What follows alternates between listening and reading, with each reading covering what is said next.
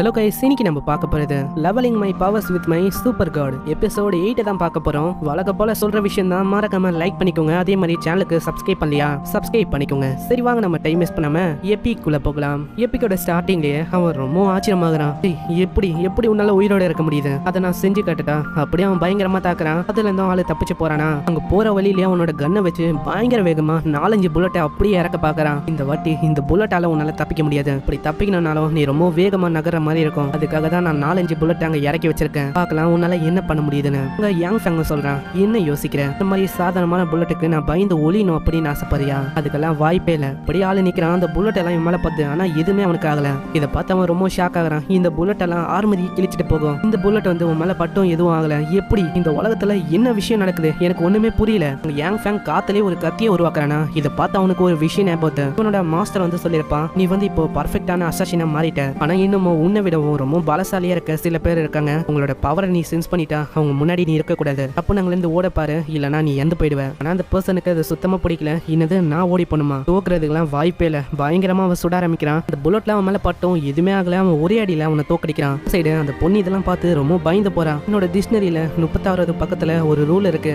இந்த மாதிரி நான் யாரையாச்சும் ஸ்ட்ராங்கா பார்த்தனா அவ்வளவுதான், நாங்கிலிருந்து ஓடி போயிடுவேன். இதுதான் என்னோட பெஸ்ட் ஸ்ட்ராட்டஜி. என்னது இவ ஓடிட்டாளா, சரி இப்போதைக்கு அவ போகட்டும், ஆனா கண்டிப்பா அப்புறமா அவளை பாத்துக்கிறேன். நெக்ஸ்ட் சீன்ல நைட் ஆகுது. அங்க ஜிங்கோ சொல்றான், ஹே நீ வந்து அதை பொறுமையா பண்ணும், எனக்கு ஒரு மாதிரி வேக்குது, ரொம்ப ஒரு மாதிரி ஃபீல் ஆகுது. அதனால பொறுமையா பண்ணு, எதை பண்ணாலும் பொறுமையா தான் பண்ணணும். உனக்கு தெரியும்ல, நீங்க நினைக்கிற மாதிரி அதெல்லாம் ஒண்ணும் இல்ல. அங்க அவன் டெக்னிக்கை தான் பயன்படுத்துறான். நான் வந்து இதை பொறுமையா பண்ண வேலைக்கு ஆகுது. நான் என்ன பண்றது எனக்கு ஒழுங்கா தெரியல. ஏன்னா அந்த பர்சன் அவனோட பாய்சனை உள்ள இறக்கிருக்கான். இப்போ மாஸ்டர் நல்லவேளை எனக்கு நிறையவே டெக்னிக்கை பயன்படுத்த சொல்லி தந்தாரு. அதை வச்சு என்னால இவ்வளவு சரிப்படுத்த முடியும். ஆனா எல்லா இடத்துலயும் தாக்குற மாதிரி இருக்கும் போல. அப்படியே அவன் பண்றானா, அவளுக்கு ஒரு மாதிரி விதமா ஃபீல் ஆகுது. ஜோ ஸ்மூத்தா அவன் பொறுமையா பண்ணு. அங்க வித்தியாசமான சவுண்ட் எல்லாம் அவன் எழுப்பின்னு இருக்கா. நெக்ஸ்ட் சீன்ல அடுத்த நாள் ஆகுது. அங்க இருக்கிற ஒரு சேவலோ சிக்னலை கொடுக்குது.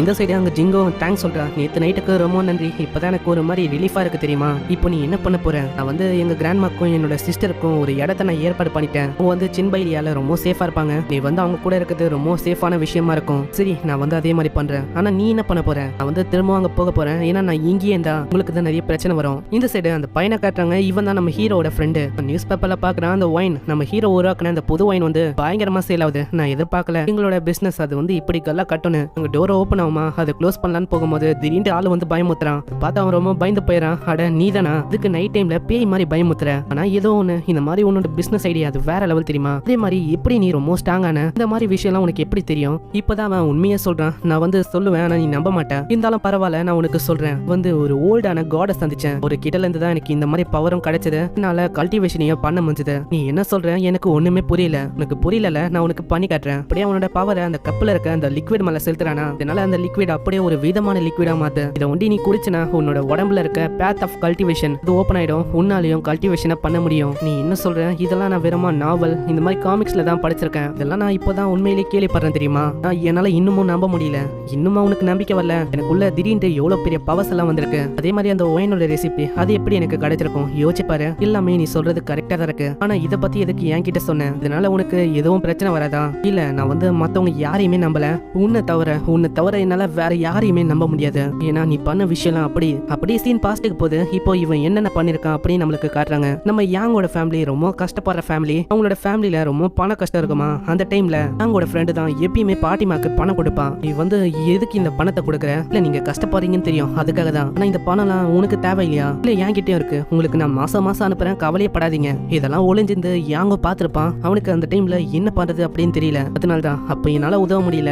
இப்போ நான் வந்து உனக்கு நேச்சுரலாவே உதவணும் அப்படின்னு நான் பாக்குறேன். இந்தா இத கூடிய சாதனமா உன்னோட கல்டிவேஷனை நீ ஓபன் பண்ண. அதே மாதிரி அவன் குடிக்கிறான். அவனுக்குள்ள ஒரு ஹாட்டான எனர்ஜி அவனுக்கு ஃபீல் ஆகுது. என்னால ஃபீல் பண்ண முடியுதுடா. எனக்குள்ள ஏதோ ஒரு விஷயம் அவைக்கனான மாதிரி இருக்கு. ஆமா இப்பதான் எல்லாமே ஆரம்பிக்குது. கூட சீக்கிரத்துல உனக்கு எல்லாத்தையும் சொல்லி தரேன். இன்னமும் கொஞ்ச நாள் வெயிட் பண்ண. என்னது இன்னமும் கொஞ்ச நாளா. ஆமா எடுத்தோடனே நம்மளால எதையுமே பண்ண முடியாது. எல்லாத்தையுமே நம்ம பொறுமையா தான் பண்ணோம். சரி அப்பனா நம்ம ரெண்டு பேருமே ஒன்னாவே ஸ்ட்ராங் ஆகலாம். சரி அப்பனா நான் உன்னை அப்புறமா பாக்குறேன். இந்த சைடு அந்த பொண்ணை பயங்கரமா கத்துறாங்க. உன்னால அந்த பொடி பையன் அவனை பிடிக்க முடியல. ஆல்ரெடி 2 பேரும் இறந்து போயிட்டாங்க. இதுல என்னோட பிரதர் டாக்டர் மாதிரி சாங்னு ஒருத்தன் வந்தால பர்சன் வந்து இவனோட பிரதரா, அவனும் இறந்து போயிட்டான். இப்போ நான் வந்து என்ன பண்ண போறேன்? உன்னால அவனை பிடிக்க கூட முடியல. நீ எல்லாம் எதுக்கு உயிரோட இருக்க? நீங்க நினைக்கிற மாதிரி அந்த யாங் ஃபேங் அவனும் சாதாரணமான ஆள் இல்ல. அதனால நாங்க பயங்கரமான புல்லட்டை ஃபயர் பண்ணோம். இருந்தாலும் அவனுக்கு ஒண்ணுமே ஆகல. அதனால காத்துலயே வெப்பனை சமன் பண்ண முடியுது. நான் ஒன்னும் எக்ஸ்கியூஸ கேட்கல. மரியாதையா அவனை கொன்னு இங்க எழுத்துனுவா. ஒண்ணு நீ இங்க செத்துப்போ, இல்லனா அவன் இங்க வரணும். ஒரு பில்லியன் தரான். இது வந்து பாய்சனஸான பில்லு. நீ இப்பயே சாப்பிடணும். அதை அவ சாப்பிட்றா. இப்பதான் அவன் விஷயத்தையும் சொல்றான். இப்போ நீ சாப்பிட்ட பில்லு அது வந்து ஒரு பாய்சனஸான பில்லு. இப்போ உனக்கு 5 நாள் தான் இருக்கு. அதுக்குள்ளேயே நீ இங்க வந்தாகணும். இல்லனா அவ்வளவுதான். 5 நாளுக்கு அப்புறம் நீ கண்டிப்பா இறந்து போயிடுவ. ஏன்னா இதுக்கான ஆன்டிடோட் விரமா என் கிட்ட ஒண்டிதான் இருக்கு. சரி, நான் வந்து அதே மாதிரி பண்றேன். சீன்ல அவன் பாச பார்க்க அங்க வரானா. திடீர்னு பார்த்தா ஒரு போலீஸ் பொண்ணு இவனை பிடிக்குது. யாங் ஃபேங் நீ தானே அது? You are under arrest. நீ இதுக்கு மேல தப்பிக்க முடியாது. அங்க யாங் ஃபேங்க்கு ஒண்ணுமே புரியல. அட இப்போ என்னதான் ஆச்சு? நான் என்ன பண்ண? இங்க ஒரு விஷயம் திட்டு போயிருக்கு. அதுக்கு காரணம் நீதான். அட நான் எதுவுமே பண்ணல. நான் வந்து இன்னோசென்ட். ஆனா அவங்க கேக்குற மாதிரி இல்ல. அப்படியே அவங்க தூக்கி போடலான்னு பாக்குறாங்களா? அதெல்லாம் அவனை தூக்கி போட முடியல. அப்ப இது வேலைக்கு ஆகுதுன்னா உன்னை கைது பண்ணணும். அப்படியே அவங்க கைது பண்ண பாக்குறாங்க. என்ன இந்த மாதிரி நான் ஏதாச்சும் சொல்ல வரேன், அதையாச்சும் கேட்கணும். நீங்க என்னன்னா அப்படியே பண்ண பாக்குறீங்க? இதெல்லாம் சரியே இல்ல. இல்ல எனக்கு தெரியும் நீ தான் அந்த ஏரியாக்கு கண்டிப்பா போயிருப்ப. ஆனா நீ போய் சொல்லிருக்க, அதாவது ஊருக்கு போயிருக்கன்னு சொல்லி. ஆனா நீ ஊருக்கெல்லாம் போல, அங்க போய் தான் ஏதோ ஒரு விஷயத்தை நீ தேடி இருக்க. அதான உண்மை. ஆனா அந்த போலீஸ் பொண்ணு கேக்குற மாதிரியே இல்லையா? இதனால அவனோட பவரை யூஸ் பண்ணி அந்த பொண்ணை அப்படியே மயக்கமாக்கிறான். உங்களுக்கு என்ன ஆச்சு? நீங்க வந்து மயங்கிட்டீங்க. அங்க யாங் ஃபேங்க இதனால எல்லாருமே பிடிக்கலன்னு போறாங்களா? அவன் சம வேகமா ஓடி போறான். என்ன பண்ணிருக்கீங்க? அவன் ஆல்ரெடி ஓடி போயிட்டான். சைடு அவன் போகும்போது யோசிக்கிறான், என் மேல எந்த விதமான தப்பும் இல்ல. வந்து அவங்களா ஃப்ரேம் பண்ணிருக்காங்க. அதாவது என்ன உள்ள தள்ளணும்னு. கண்டிப்பா நான் வந்து ப்ரூவ் பண்ணணும். அதாவது நான் ஒரு இன்னோசென்ட்னு. சீன்ல எங்க திட்டு போச்சோ அந்த ஏரியாக்கு வரான். பார்த்தா காட்ஸேல அங்க கீழே ஒரு விஷயம் இருக்கு. இது ஒரு பேப்பர் தான். இது எல்லாமே நம்ம ஜோஹாவோட வேலை தான். நான் வந்து உனக்காக தான் இங்க செக்யூரிட்டி கார்ட்ஸ் யாரையுமே அனுப்பல. எல்லாருமே வெளியில போயிட்டாங்க. எனக்கு தெரியும் நீ இங்க தான் ஓடி வருவேன்னு. இப்போ போலீஸ் மேல எந்த விதமான நம்பிக்கையும் இல்ல. உன் மேலதான் நம்பிக்கை இருக்கு. நீயே உன்னை ப்ரூவ் பண்ற மாதிரி இருக்கும். ரொம்ப நன்றி ஜோஹா. நான் வந்து இதை மறக்க மாட்டேன். அங்க உட்காந்து அப்படி யோசிக்க ஆரம்பிக்கிறான். மாஸ்டர் வந்து என்கிட்ட ஒரு விஷயத்த சொன்னாரு. என்கிட்ட ஒரு பவர் இருக்கான். அதை வச்சு என்னால உன்னிப்பா எல்லாத்தையுமே கவனிக்க முடியுமா? அப்படியே அவன் கவனிக்க ஆரம்பிக்கிறானா அங்க போற கற்பாம்பூச்சில இருந்து எல்லா விஷயத்தையும் அவனால கண்ண முடிய பார்க்க முடியுது. பக்கத்திலேயே ஏதோ ஒரு அழகான பொண்ணு குளிச்சு நிற்குமா? அதை அப்படியே அவன் பாக்குறான். நல்லா ஊத்து பார்க்கும்போது அது பொண்ணே இல்ல, ஒரு பையன் தான். இந்த குளியல் அது வந்து உண்மையிலேயே அருமையா இருக்கு. இந்த கன்றாவிய பாக்குறதுதான் பாக்குறேன். நான் இதையா பார்க்கணும். அப்படியே அவன் உன்னிப்பா பார்க்க ஆரம்பிக்கிறானா அங்க யாரு திருநாங்களோ அவங்களோட தடையும் அது அப்படியே இருக்கு. சைடு திருநாள் அந்த 2 பேரும் யோசிக்கிறாங்க. அவ்வளவுதான், இதுக்கப்புறம் நம்ம ஒரு பணக்காரங்களா இருக்க போறோம். ஆமா ஆமா ஹெலியாப்பின நான் ஈஸியா உள்ள பூந்தேன். அந்த பயங்கரமான விஷயத்த நான் தான் எடுத்தேன். இல்ல நீ ஒண்டி இதை தனியா பண்ணல. நானும் தானே உனக்கு ஹெல்ப் பண்ணேன். ஆமா நீங்க 2 பேருமே உண்மையிலேயே கிரேட்டான பர்சன் தான். யாராது? அட நீ என்ன பண்ற? உன சீக்கிரமா புடியனா? உன உயிரோட போக விடக்கூடாது. நடக்கிற விஷயமே வேற. யாங் தான் பயங்கரமா அவங்க 2 பேரை தாக்குறான். என்ன மன்னிச்சிருங்க, இந்த மாதிரி நாங்க தெரியாதனமா பண்ணிட்டோம். இதுக்கு மேல இந்த மாதிரிலாம் பண்ண மாட்டோம். அவங்க வந்து ரொம்ப பயந்து போயிடறாங்க. என்ன விட்டுருங்க, என்ன வந்து எதுவுமே பண்ணாதீங்க அப்படின்னு சொல்றாங்க. இப்பதாங்க யாங்க கேக்குறான். ஆமா உங்க 2 பேரை அனுப்புனது யாரு? உங்களோட இண்டஸ்ட்ரியில சில பல ரூல் இருக்கு. அதாவது நாங்க ஹெட்டோட பேரை சொல்லக்கூடாது. ஆளும் யோசிக்கிறான். ஆமா இவங்க வந்து சண்டை போடும்போது அவங்களோட கல்டிவேஷன் யூஸ் பண்ணாங்க. இப்போ இவங்களால எனக்கு கொஞ்சம் சில பல யூஸ் இருக்கும். இதனாலே அங்க ஒரு ஆஃபர் பண்றான். நீங்க வந்து என் கூட சேர்ந்து வேலை செஞ்சா வந்து உங்களுக்கு இதை கொடுப்பேன். அதை பார்த்து அவங்க ரொம்ப ஷாக் ஆகுறாங்க. அது ஒன்றும் நார்மலான ஐட்டம் மாதிரி தெரியல. இது வந்து ஒரு பில்லு தானே. நீங்க கரெக்டா நோட்டீஸ் பண்ணிருக்கீங்க. இதுதான் யாங் டாங் பில். யாங் டாங்னு கேட்டோன்னே அந்த பையனுக்கு புரியுது. அப்போனா நீங்க தான் யாங் ஃபேங் அவரு தானே? நீங்க என்ன பத்தி தெரியும்னா அப்ப கண்டிப்பா நீ வந்து ஒத்துக்க தானே போற?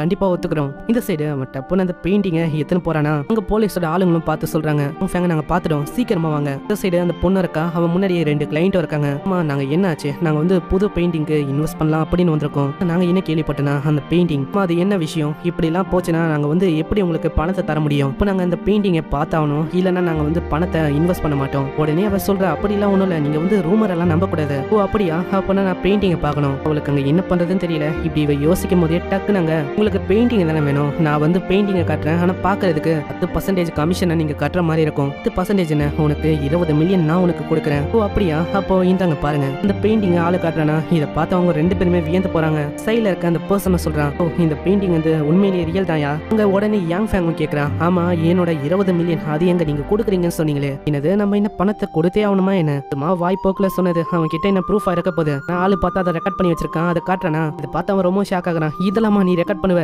சரி இந்த பணத்தை வச்சுக்கோ. இந்த சைடு போலீஸோட ஆளுங்களும் அங்க வந்து தேறாங்களா யாங் ஃபேங் கிடைக்கிறானோ இல்லையோ அந்த பொண்ணை பாத்துறாங்க. அந்த பொண்ணும் அந்த கம்பெனிக்கு தான் வந்திருப்பா. நீக்கு அந்த யாங் ஃபேங்க நான் விடக்கூடாது. அவனோட கம்பெனில அவனை அங்கேயே வச்சு கொல்லணும். நாங்க இருக்கிற போலீஸ் ஆளுங்க பயங்கரமா சொல்றாங்களா? இதனால அவ சம வேகமா தப்பிக்க ஆரம்பிக்கிறா. அவ்வளவுதான், அவ ஒரு சைடா மாட்டிக்கினா. சீக்கிரம் இந்த பக்கம் 4 பேர், இந்த பக்கம் 2 பேர் போங்க. ஆனா போய் பார்த்தா அவளை ஆள காணோம். அவ என்ன ஓடி போயிட்டாளா?